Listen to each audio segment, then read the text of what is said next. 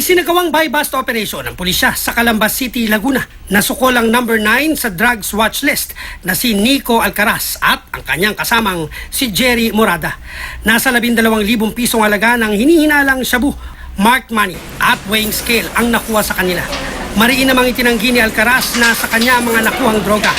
Walang pahayag si Morada. Sa Cavite, halos kalahating kilo ng hinihinalang shabu naman na nasa 3 milyong pisong halaga ang nasabat ng pulisya sa mga drug suspect na sina Lani Garcia at Hamila Alonto. Nagkasa ang pulisya ng buy-bust operation sa Dasmariñas kasunod ng paglutang ng isang asset. Ayon sa asset, may isang preso sa Bacoor City Jail ang konektado raw sa ilang shabu buyer at supplier sa labas ng kulungan. Ito ang nagbigay daan para matunto ng mga suspect na nabilhan ng shabu sa halagang 750,000 pesos.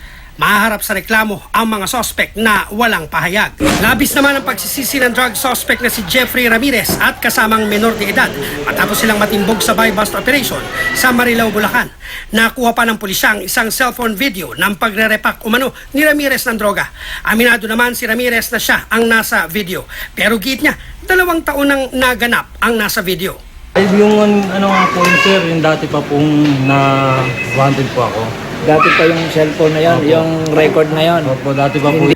Gumamit at nagtulak lang daw siya ng droga simula nang iwan siya ng kanyang asawa. Nakuha ng pulisya ang 11 sachet ng hinihinalang shabu, buy-bust money at drug paraphernalia.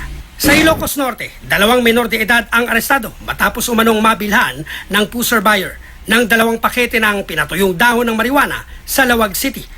Ayon sa pulisya, kabilang din ang mga sospek sa tinaguriang marijuana boys sa lugar. Inamin naman ng mga nahuli na dati silang gumagamit ng droga pero itinanggi nilang nagbebenta sila. Ayon sa DSWD, tumaan na dati sa counseling ang mga menor de edad pero bumalik din sa paggamit ng marijuana. Nasa kustodiya na sila ulit ng DSWD.